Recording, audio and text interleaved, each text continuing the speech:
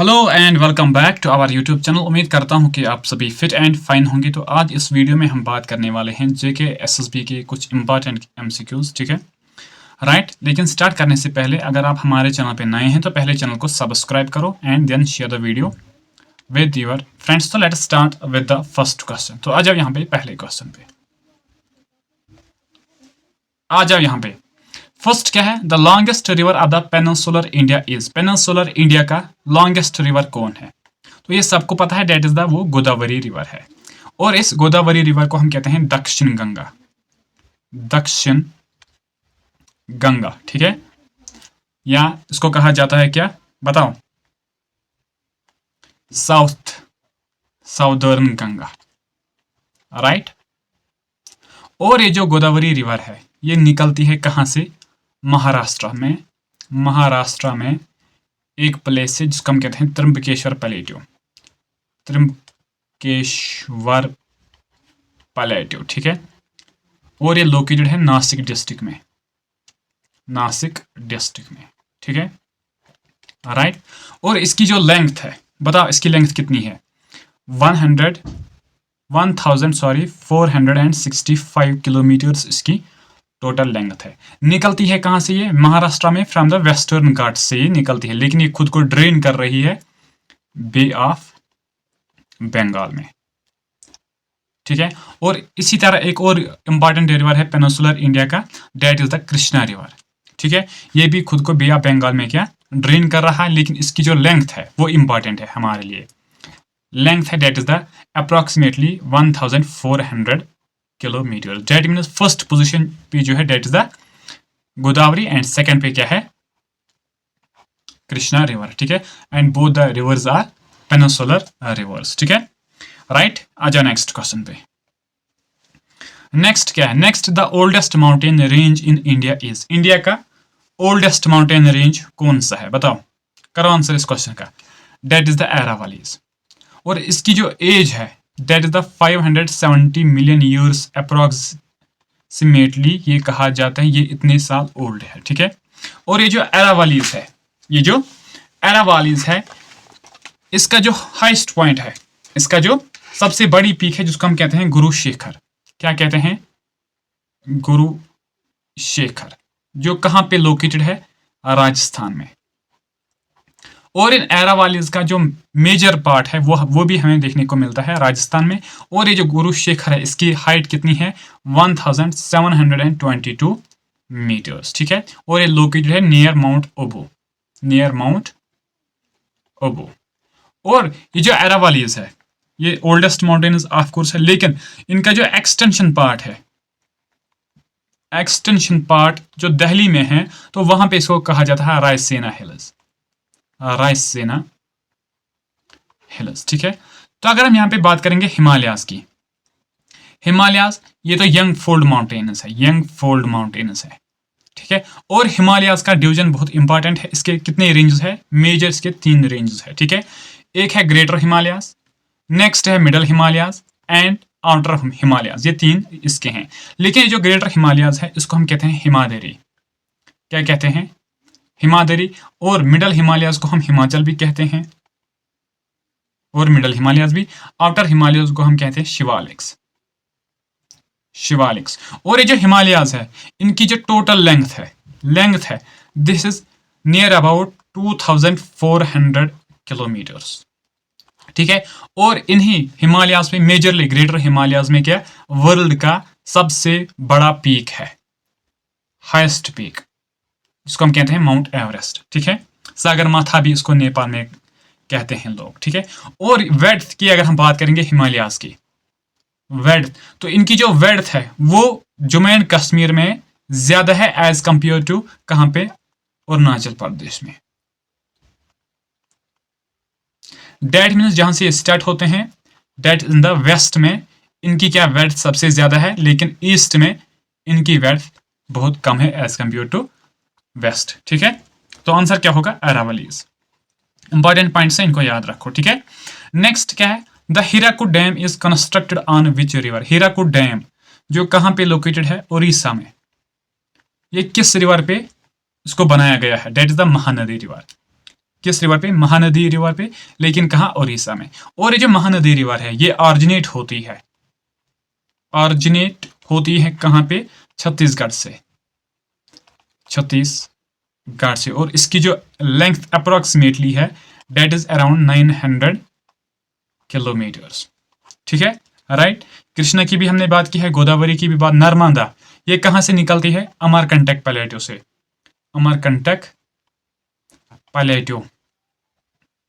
ठीक है, dates in MP में से ये ऑरिजिनेट होती है, लेकिन ये ज्वाइन होते हैं अरेबियन सी के साथ, अरेबियन सी के साथ। ठीक है, that it is the west flowing river. ठीक है, ये सभी इंपॉर्टेंट चीजें हैं, इनको याद रखो। ठीक है, राइट। आ जाओ नेक्स्ट पे, करो नेक्स्ट क्वेश्चन का answer. Next is find the incorrect match. इनमें से इनकरेक्ट कौन है, गलत कौन है? डोडा रिवर जो कहां से निकलता है? ड्रेंग ड्रेंग ग्लेशियर से, तो ये स्टेटमेंट सही है। सुरू रिवर कहां से निकलता है? सियाचिन ग्लेशियर से? नहीं, ये सियाचिन ग्लेशियर से नहीं निकलता है। ये कहां से ऑरिजिनेट होता है? पेंजिला ग्लेशियर से, पेंजिला ग्लेशियर से, जो लोकेटेड है near पेंसिला pass, पेंसिला pass. That means हमें क्या बताना है? इनकरेक्ट, तो आंसर ऑप्शन नंबर बी हो जाएगा। और ये जो सुरू रिवर है इसकी जो लेंथ है बताओ कितनी है? Around 185 kilometres, 185 kilometres. ठीक है, विश्व रिवर जो कहां से ऑरिजिनेट हुई है? कोसर नाग लेक से, जिसको हम कहते हैं विष्णुपद भी, जो कुलगाम डिस्ट्रिक्ट में लोकेटेड है। ठीक है, और इसी विश्व रिवर पे एक फेमस वाटरफॉल है जम्मू एंड कश्मीर का, जिसको हम कहते हैं क्या? अहरबल वाटरफॉल, अहरबल वाटरफॉल, या इसको कहा जाता है नेग्रा फॉल्स, नेग्रा फॉल्स ऑफ कश्मीर।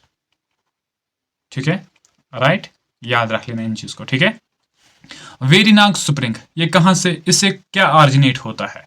तो इससे झेलम रिवर ऑरिजिनेट होता है। ठीक है, और ये जो झेलम रिवर है ये एक मेजर सोर्स है, major source of water Kashmir division. इसकी बहुत सारी ट्रिब्यूटरीज है। ठीक है, विशोबी, लिदर, बहुत सारी इसके अलावा इसकी ट्रिब्यूटरीज है। एक तो हो गया विशव, लिदर, रोमशी और किशनगंगा जो लार्जेस्ट है इसकी, जिसको नीलम रिवर भी कहते हैं, और बहुत सारी छोटी बड़ी इसकी ट्रिब्यूटरीज है। ठीक है, राइट। तो आंसर क्या होगा? आंसर विल बी द सुरू रिवर, क्योंकि हमें इनकरेक्ट पेयर बताना था। आ जाओ नेक्स्ट पे, करो नेक्स्ट क्वेश्चन का answer. Next match of the following. एक लिस्ट में हमारे पास सॉइल्स है, लेकिन लिस्ट सेकंड में उन सॉइल्स का हमें लोकल नेम बताना है। ठीक है, राइट। तो अगर हम यहाँ पे बात करेंगे, first is loamy soil. Loamy soil जो है इसका लोकल नेम क्या है बताओ? That is the Bihil. तो ए का होगा 2, यहाँ पे ऑप्शंस पे पहले आते हैं। ए का 4 ये भी कैंसल, ए का 3 ये भी कैंसल, 1 ये भी cancel. That means option number C हमारा क्या होगा? करेक्ट आंसर हो जाएगा। ठीक है, then saline soil. Saline soil को हम क्या कहते हैं? खार जमीन। ठीक है, right. Then alkaline soil, alkaline soil को हम क्या कहते हैं? जेम्बल जमीन। ठीक है, right. And sandy loam soil को हम कहते हैं सिकल। ठीक है, तो ये मैच है, तो आंसर क्या होगा? Option number C, right. आ जाओ नेक्स्ट पे, करो नेक्स्ट क्वेश्चन का answer.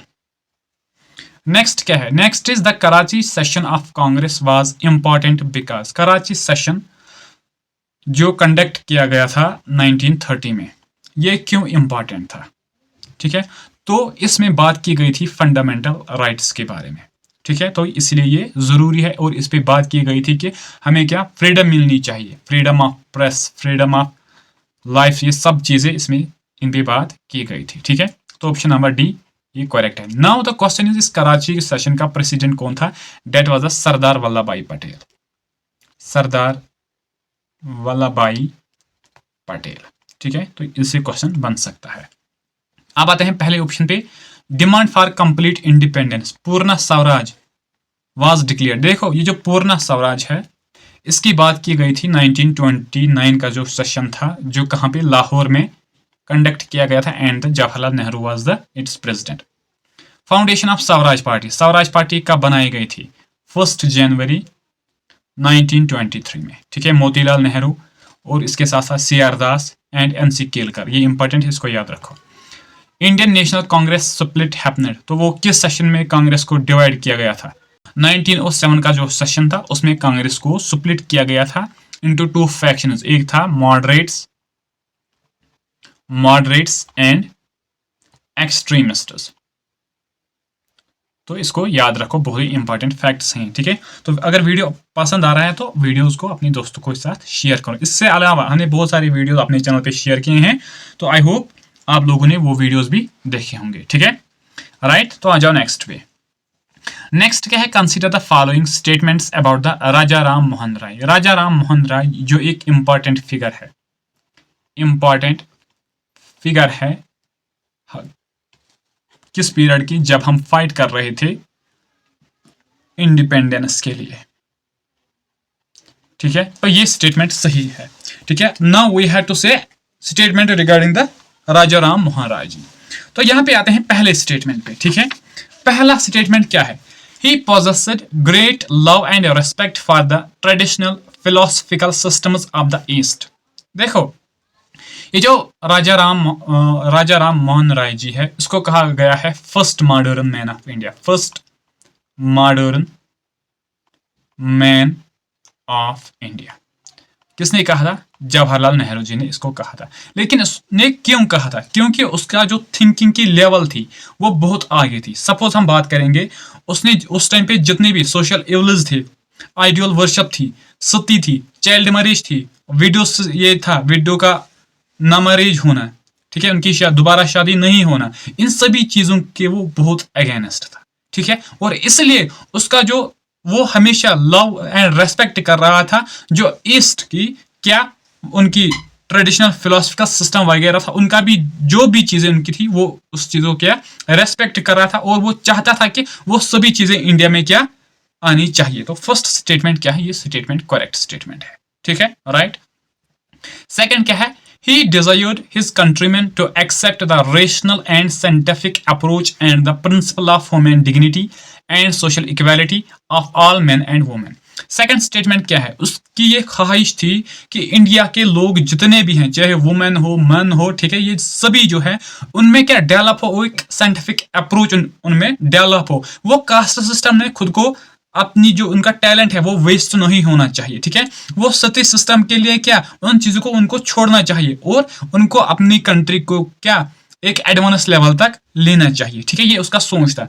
And the principle of human dignity and the social equality, और उसका बिलीफ ये था कि एक इंसान जो है, हर कोई इंसान इक्वल ट्रीट किया जाएगा, और उसी चीज के लिए उसने ब्रह्मो समाज भी फाउंड किया था 1828 में। तो ये ब्रह्मो समाज जो था ये क्या थी, ये एक सोशो रिलीजियस मूवमेंट थी जिसमें जो सोसाइटी में चेंजेस थी लानी थी, जो सोसाइटी में हमारा क्या बैकवर्ड थी, या इसके अलावा जो रिलीजन में कुछ क्या नए चीजें ऐड हुई थी, उन चीजों को क्या दूर करने के लिए समाज भी उसने बनाया था। और उसने कहा था कि जो सोशल इक्वालिटी यहाँ पे होनी चाहिए, इनइक्वालिटी खत्म होनी चाहिए, कास्ट सिस्टम खत्म होना चाहिए, ठीक है। तो ये दोनों स्टेटमेंट क्या है, करेक्ट स्टेटमेंट है, ठीक है। तो बोथ 1 and 2 आर करेक्ट, हमें करेक्ट बताना था, तो ऑप्शन नंबर सी हमारा आंसर बन जाएगा, ठीक है, राइट। आ जाओ नेक्स्ट पे, करो नेक्स्ट क्वेश्चन का answer. Next is which article of the Indian constitution gives right to minorities to establish and administer educational institutions. देखो हमारे कॉन्स्टिट्यूशन में बहुत सारे आर्टिकल्स हैं, लेकिन अब हमें बताना है कि इंडियन कॉन्स्टिट्यूशन का वो कौन सा आर्टिकल है जिसने राइट दिया है माइनॉरिटीज को, शेड्यूल कास्ट शेड्यूल ट्राइबल जो लोग हैं या अदर बैकवर्ड क्लासेस जो हैं जो माइनॉरिटी में आते हैं, कि आप एस्टैब्लिश भी कर सकते हो क्या एजुकेशनल इंस्टीट्यूशंस को आप एस्टैब्लिश भी कर सकते हो एंड एडमिनिस्टर भी कर सकते हो, चला भी सकते हो। तो ये किस आर्टिकल के अंडर लिखा गया है, तो ये लिखा गया है आर्टिकल 30 के अंडर, ठीक है, राइट। तो आंसर क्या होगा, आर्टिकल 30। आर्टिकल 17 में क्या बात कही गई है, तो अनटचेबिलिटी हमें क्या खत्म करनी चाहिए। टचेबिलिटी शायद देखो, अनटचेबिलिटी देखो क्या था, हमारी जो सोसाइटी थी उसमें क्या अनटचेबल जो लोअर क्लास के लोग थे उनके साथ क्या कोई एक जो अपर क्लास थे वो उनको क्या सबसे ज्यादा खराब मानते थे, उनकी ओर देखते भी नहीं थे, उनके जहां वो जाते थे वहां वो लोग जाते भी नहीं थे। तो इसी चीज को हमें क्या खत्म करना चाहिए, एबॉलिशन ऑफ अनटचेबिलिटी, ठीक है, ये हमें एबॉलिश करनी, ये आर्टिकल 17 में लिखा गया है। आर्टिकल 32 इसमें क्या किस चीज की बात कही गई है। Constitutional remedies, constitutional remedies. और ये जो आर्टिकल है, भीमराव अंबेडकर, जिसको कहा जाता है फादर ऑफ कॉन्स्टिट्यूशन, उसने इस आर्टिकल को कहा ये हार्ट एंड साउल है हमारे कॉन्स्टिट्यूशन का, heart and Saul of the constitution. ठीक है। आर्टिकल 28 ये क्या कह रहा है कि ये जो रिलीजियस एजुकेशन है, रिलीजियस एजुकेशन है, इसको किसी भी इंस्टीट्यूशन में, किसी भी स्कूल में क्या नहीं दी जाएगी, चाहे वो रिलीजियस एजुकेशन हिंदू का हो, मुस्लिम का हो, बुद्धिज्म की हो, तो ये एजुकेशन किसी भी गवर्नमेंट स्कूल में नहीं दी जाएगी। तो ये स्टेटमेंट, ये किस आर्टिकल के अंडर लिखा गया है?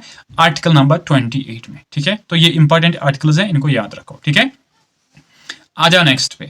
क्या है next question? Next is which of the following ministry is responsible for implementing child and adolescent labour prohibition and regulation act 1986। देखो 1986 में एक एक्ट पास किया गया था जिसको हम कहते हैं क्या? Child and adolescent labour prohibition regulation act. देखो ये एक्ट किसके क्या कहता है? ये एक्ट हमें कहता है कि जितने भी बच्चे हैं, एज उनकी 14 तक है, वो कोई भी काम नहीं कर सकते हैं। ठीक है। और इसके अलावा जो भी लोग 14 से 18 के बीच में हैं, वो हजार्डस फैक्ट्रीज में काम नहीं करेंगे। ठीक है। तो ये इस एक्ट का कहना है। ठीक है। लेकिन जो क्वेश्चन है कि कौन सी मिनिस्ट्री इसके लिए रेस्पॉन्सिबल है, तो that is the ministry of labour and employment. ठीक है। तो option number C is linked with this act. और इस एक्ट को क्या अमेंड किया गया था 2016 में। ठीक है। राइट। तो फिर ये चीजें उसमें ऐड की गई है। ठीक है। राइट। आ जाओ नेक्स्ट पे। नेक्स्ट क्या है? Next is which of these parts would interpret a program's instructions to initiate the control operations. इनमें से कौन सा एक पार्ट है जो क्या कर रहा है? इंटरप्रेट कर रहा है प्रोग्राम इंस्ट्रक्शंस को to initiate the control operations. देखो जहां पे भी आपको कंप्यूटर में कंट्रोल करने की बात आएगी, that is the control unit. तो वो बात होती है कंट्रोल यूनिट की। ठीक है। स्टोरेज यूनिट किस चीज के लिए रेस्पॉन्सिबल है? To store data, to store data, चाहे परमानेंट बेसिस पे या कुछ टाइम के लिए। ठीक है। इसमें दोनों आते हैं, मेन मेमोरी भी, सेकेंडरी मेमोरी भी, रैम रोम्स वगैरह, ये सभी चीजें इसमें ऐड होते हैं। इनपुट डिवाइसेस या इनपुट यूनिट, जिससे एक यूजर क्या एंटर कर रहा है डेटा, किसमें बताओ? कंप्यूटर सिस्टम में, कंप्यूटर सिस्टम में। तो आंसर क्या होगा? Control unit will be the correct answer. ठीक है। आ जाओ नेक्स्ट पे। Next is DIDES is the computer program that would convert an assembly language into the machine language।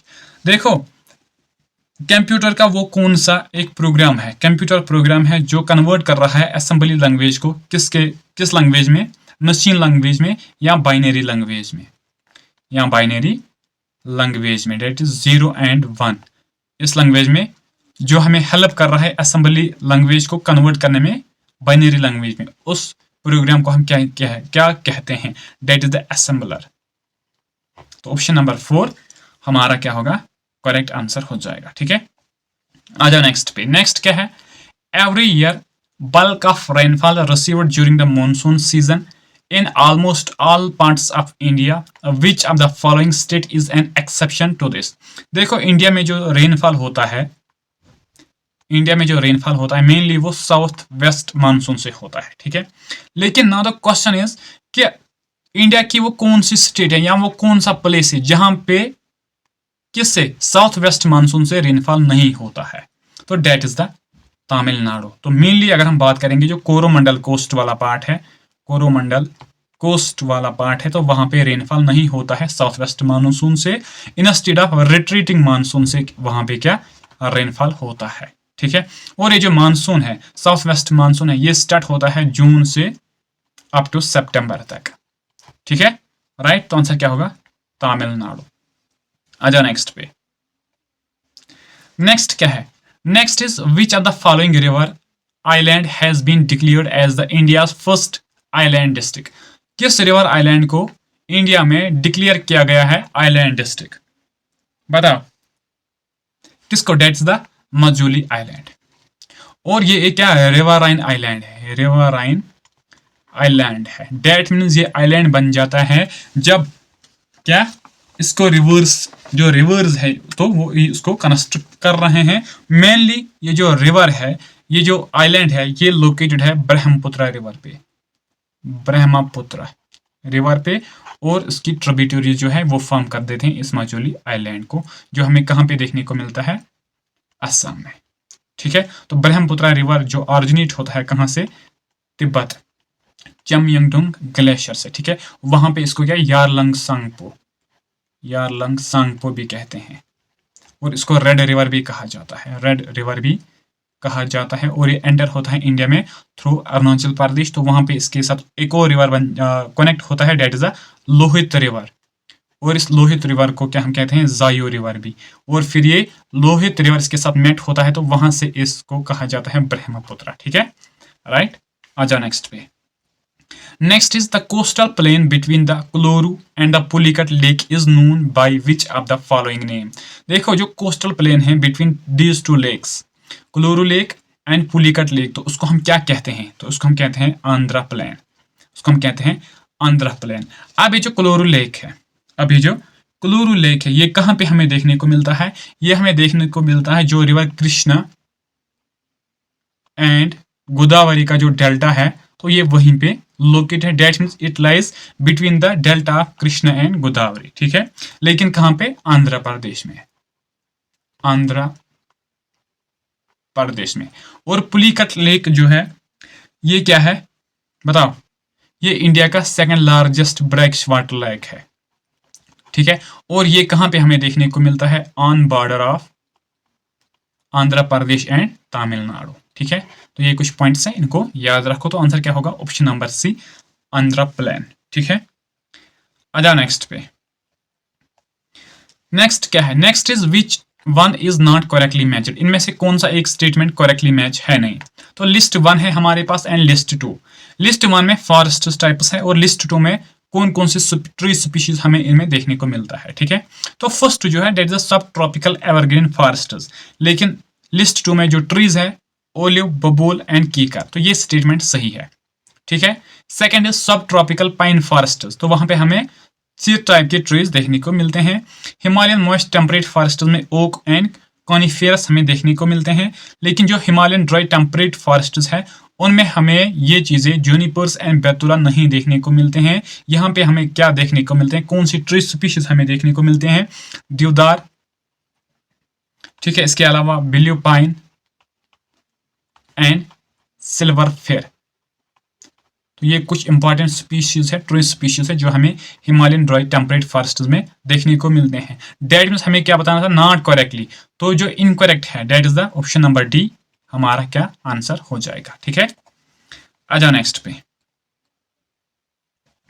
Next क्या है, which crop is grown as kharif in Ladakh and rabi in Jammu and Kashmir, इनमें से कौन सा एक क्रॉप है जिसको लद्दाख में एज ए खरीफ क्रॉप हमको देखने को मिलता है, लेकिन rabi crop in Jammu and Kashmir. देखो पहले पे यहाँ पे खरीफ और रबी ये क्या है, पहले इनको समझते हैं फिर आंसर इजी हो जाएगा। देखो जो खरीफ क्रॉप्स होते हैं उनको जमीन में लगाया जाता है on set of monsoon, monsoon के टाइम पे, मानसून। ठीक है, फिर इनको हार्वेस्ट किया जाता है, हार्वेस्ट किया जाता है इनको सितंबर या अक्टूबर में। ठीक है, और ये जो राबी क्रॉप्स है इनको जमीन में लगाया जाता है अक्टूबर या नवंबर से, और फिर को हार्वेस्ट इनको किया जाता है अप्रैल एंड मई में। ठीक है, तो ये दो क्या हमारे दो मेजर सीजन्स है, खरीफ सीजन एंड राबी सीजन। लेकिन अब इनमें से कौन सा एक क्रॉप है जिसको लद्दाख में क्या as kharif crop and Kashmir में as rabi crop, that is the wheat. Wheat Kashmir में रबी क्रॉप है लेकिन लद्दाख में ये खरीफ क्रॉप है। ठीक है, राइट आंसर होगा वीट। सैफरान कहां पे हमें सबसे ज्यादा देखने को मिलता है, पुलवामा डिस्ट्रिक्ट में, मेजरली पामपोर वुडर, पामपोर वुडर। किश्तवाड़ में भी थोड़ा हमें देखने को मिलता है, लेकिन जो वर्ल्ड फेमस है डेट इज जो पामपोर वुडर में सैफरान की कल्टीवेशन होती है वो फेमस है। ठीक है, आ जाओ नेक्स्ट पे। नेक्स्ट क्या है, who provided legal defence to the people arrested in the aftermath of Chauri Chaura incident. चोरी चोरा इंसिडेंट ये एक फेमस हिस्टोरिकल इवेंट है इन द इंडियन हिस्ट्री जो हुआ था 1922 में, और यही वो मूवमेंट है जिसके बेस पे गांधी जी ने नॉन कॉपरेशन मूवमेंट क्या स्टॉप की थी। ठीक है, अब ये एक इंपॉर्टेंट क्या है, एक इवेंट है। ठीक है, लेकिन इसके बाद जो ब्रिटिश लोग थे उन्होंने बहुत सारे लोगों को क्या जेल में रखा गया है, और फिर उन पर्सनस को रिप्रेजेंट किया गया था कहाँ पे, कोर्ट्स में। लेकिन उनके बेसिस पे जो लीगल डिफेंस उनका लड़ा था किसने, that was Madan Mohan Malviya ji and Krishna Kant ji ने क्या, वो इनके लॉयर थे। ठीक है, उन्होंने ऑन द बिहाफ लड़ा था जो यहाँ पे चोरी चोरा केस में क्या पर्सन को अरेस्ट किया गया था। ठीक है, राइट, तो आंसर होगा ऑप्शन नंबर बी। आ जाओ नेक्स्ट पे। नेक्स्ट क्या है, करो नेक्स्ट क्वेश्चन का answer. Next is with reference to the revenue collection by Cornwallis consider the following statements. देखो जो ब्रिटिश लोग यहाँ पे थे 1765 से ही वो यहाँ पे क्या कर रहे थे, रेवेन्यू कलेक्शन, क्योंकि ट्रीट किया इलाहाबाद साइन की गई थी जिसकी वजह से इनको दीवानी राइट्स मिले थे यहाँ पे। लेकिन नाउ द क्वेश्चन इज कि जो रेवेन्यू कलेक्शन मेथड्स है कॉर्नवालिस के, इनके बारे में कुछ स्टेटमेंट्स है, तो हम उनको यहाँ पे देखेंगे। पहले फर्स्ट क्या है, देखो फर्स्ट स्टेटमेंट है under the ryotwari system of revenue collection the peasants were exempted from the revenue payment in case of bad harvest or natural calamities. देखो क्या होता था, ब्रिटिश लोग चाहे उन्होंने रायोटवारी सिस्टम इंट्रोड्यूस किया था, चाहे परमानेंट सेटलमेंट या जमींदारी सिस्टम या और भी कुछ रेवेन्यू के उनके मेथड्स थे, जितने भी का मकसद था कि हमें क्या यहाँ से लेना है, हमें रेवेन्यू सबसे ज्यादा यहाँ पे मिलना चाहिए। चाहे यहाँ पे पीजेंट्स जो थे, जमींदार जो थे, उनका रेवेन्यू कम निकले या ज्यादा निकले, वो चीज उनके लिए फर्क नहीं कर रहा था। ज्यादा निकलता था तो ये इनके सबसे ज्यादा जरूरी था क्योंकि वो उतनी ही डिमांड लेते थे। लेकिन अगर किसी की वजह से यहाँ पे कम होगा क्या प्रोडक्शन, तो ये उनके लिए इंपॉर्टेंट नहीं थी, फिर भी वो अपना क्या रेवेन्यू ले रहे थे यहाँ से। तो ये स्टेटमेंट बिल्कुल गलत है। ठीक है, इनसे इस चीज से इनसे कोई वास्ता नहीं था। ठीक है, चाहे नेचुरल क्लाइमेटीज हो, बैड हार्वेस्ट हो, ठीक है, फिर भी वो अपना हिस्सा ले रहे थे, वो माफ नहीं करते थे। ठीक है, नेक्स्ट क्या है, under the permanent settlement in Bengal if the zamindar fail to pay his revenues to the state on or before the fixed date he would be removed from his zamindari. ये स्टेटमेंट सही है। देखो क्या होता था, सपोज ये कोई क्या जमींदार है, इसकी लैंड है, अगर ये जमींदार ये रेवेन्यू या टैक्स पे नहीं कर पाता तो उसकी जो जमीन थी वो फिर क्या होती थी, उसको जमींदारी राइट से निकाला जाता था। डेट मीन्स जमीन पे किसी और का कब्जा लिया जाता था, वो जमीन ब्रिटिश लोग लेते थे। ये स्टेटमेंट सही है। ठीक है, राइट, तो आंसर क्या होगा, only 2 is the correct, that means option number B क्या करेक्ट आंसर हो जाएगा। ठीक है, आ जाओ नेक्स्ट पे। नेक्स्ट क्या है, next is Who among the following has the right to participate in the proceedings of both houses of the Indian Parliament? Indian Parliament जो है इसमें क्या आता है, लोकसभा एंड राज्यसभा। लेकिन इनमें से वो कौन सा पर्सन है जो इन दोनों हाउस में क्या प्रोसीडिंग्स सुन सकता है? ठीक है, that is the attorney general of India. ठीक है, जिसको हम कहते हैं lawyer of the government, lawyer of the government भी इसको कहा जाता है। लेकिन इसको हक है, ये पार्टिसिपेट कर सकता है प्रोसीडिंग्स में, लेकिन वो वोट नहीं कर सकता है, वो किसी बिल पे वोट नहीं कर सकता है। ठीक है, ये चीज आप याद रखो। देखो ये जो अटॉर्नी जनरल ऑफ इंडिया, एक तो इसको कहा जाता है लॉयर ऑफ द गवर्नमेंट, ये होता है chief legal officer of government, chief legal officer of government ठीक है, और किस आर्टिकल में, कौन सा आर्टिकल ये डील कर रहा है अटॉर्नी जनरल के साथ, दैट इज आर्टिकल नंबर 76, और इसको अपॉइंट किया जाता है बाय प्रेसिडेंट, और इसका जो टर्म ऑफ ऑफिस है वो डिफाइन नहीं है, क्योंकि ये मेनली वर्क कर रहा है किसके, ऑन चॉइस ऑफ प्रेसिडेंट। जब तक प्रेसिडेंट चाहेगा इसको रख सकता है, जब वो चाहेगा तो किसी और को वहां पे लगाया जाएगा। ठीक है, आ जाओ नेक्स्ट पे।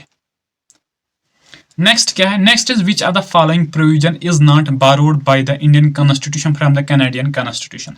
देखो जब हमने कॉन्स्टिट्यूशन बनाया है हमने बहुत सारी चीजें डिफरेंट डिफरेंट कॉन्स्टिट्यूशन से लाए थे, लेकिन यहाँ पे क्वेश्चन है इनमें से कौन सा एक चीज हमने क्या कनाडा के कॉन्स्टिट्यूशन से नहीं लाया है। फर्स्ट क्या है, federal system with fortified centre, federal system that is the division of powers, लेकिन यहाँ पे क्या होगा, सेंटर जो होगा वो स्ट्रांग होगा। तो ये चीज हमने लाई थी कहां से, कनाडा के कॉन्स्टिट्यूशन से, ये स्टेटमेंट सही है। Appointment of the state governors by the centre, ये भी हमने वहीं से लाया है। Advisory powers of the supreme court, ये भी हमने वहीं से लाया था। Nomination of members to Rajya Sabha by president, ये हमने कनाडा से नहीं लाया था बल्कि ये हमने लाया था आयरलैंड से। कहां से, आयरलैंड के कॉन्स्टिट्यूशन से। तो आंसर क्या होगा, option number 4 will be the correct answer. ठीक है, आजा नेक्स्ट पे। नेक्स्ट क्या है, a set of computer programs used on a computer to perform different tasks is called. देखो a set of computer programs, एक सेट है कंप्यूटर प्रोग्राम्स का, and the set of programs is called क्या, उसको हम सॉफ्टवेयर कहते हैं, उसको हम सॉफ्टवेयर कहते हैं। जो परफॉर्म, एक सॉफ्टवेयर क्या होता है, सेट ऑफ प्रोग्राम्स होता है, और इस सॉफ्टवेयर को बनाया जाता है किस चीज के लिए, to perform different different task. तो आंसर क्या होगा, सॉफ्टवेयर। और ये जो सॉफ्टवेयर होते हैं अब इनके 2 टाइप्स हैं, एक तो होते हैं सिस्टम सॉफ्टवेयर, और ये वो सॉफ्टवेयर्स है जो सिस्टम खुद यूज कर रहा है खुद के लिए। ठीक है, उनमें से क्या क्या चीजें आते हैं, उनमें से कौन सी चीजें मेनली आते हैं, उनमें से ऑपरेटिंग सिस्टम आते हैं। कौन कौन से एग्जांपल्स एक दो देखेंगे, that is Windows, Linux and Mac OS. ठीक है, मैक ऑपरेटिंग सिस्टम। तो ये एग्जांपल्स है सिस्टम सॉफ्टवेयर के। नेक्स्ट क्या है, नेक्स्ट इज बता कौन से, एप्लीकेशन सॉफ्टवेयर। ये वो सॉफ्टवेयर है जो एक यूजर यूज कर रहा है अपने टास्क को कंप्लीट करने के लिए। ठीक है, अपनी जो भी इसका पर्पस होगा तो उस टाइप का वो एप्लीकेशन सॉफ्टवेयर इंस्टॉल करेगा फिर, और अपना काम वो अच्छे से इस पे कर सकता है। ठीक है, राइट। आ जाओ नेक्स्ट पे, क्या है next question. Next is which feature in MS Word allows the user to apply a consistent look across text element such as headings, titles and subtitles. देखो सपोज आप MS वर्ड में आप काम कर रहे हो, अब आपको जाना है, आपको देखना है हेडिंग्स कहाँ पे देखने को मिलेगी, टाइटल्स एंड सबटाइटल्स। ये एक सेक्शन है। ठीक है, ये एक चीजें हैं जो एक सेक्शन में हमें देखने को मिलते हैं, एंड हमें बताना है ये सेक्शन कहाँ पे हमें देखने को मिलता है, दैट इज ये हमें देखने को मिलता है स्टाइल्स में। ठीक है, तो आंसर क्या होगा, स्टाइल्स, राइट। आ जाओ नेक्स्ट पे। आई थिंक इतने ही क्वेश्चन है हमारे आज के इस वीडियो में। तो friends this was all about today's class. First of all I hope कि आप वीडियो फ्रॉम द बिगिनिंग से एंड तक देखोगे। ठीक है, लेकिन इसके अलावा वीडियो देखने के बाद तो आप अपने दोस्तों के साथ इस वीडियो को शेयर करोगे, एंड अगर आप हमारे चैनल पे नए हैं तो चैनल को आप सब्सक्राइब जरूर करोगे। Thank you so much, have a great day.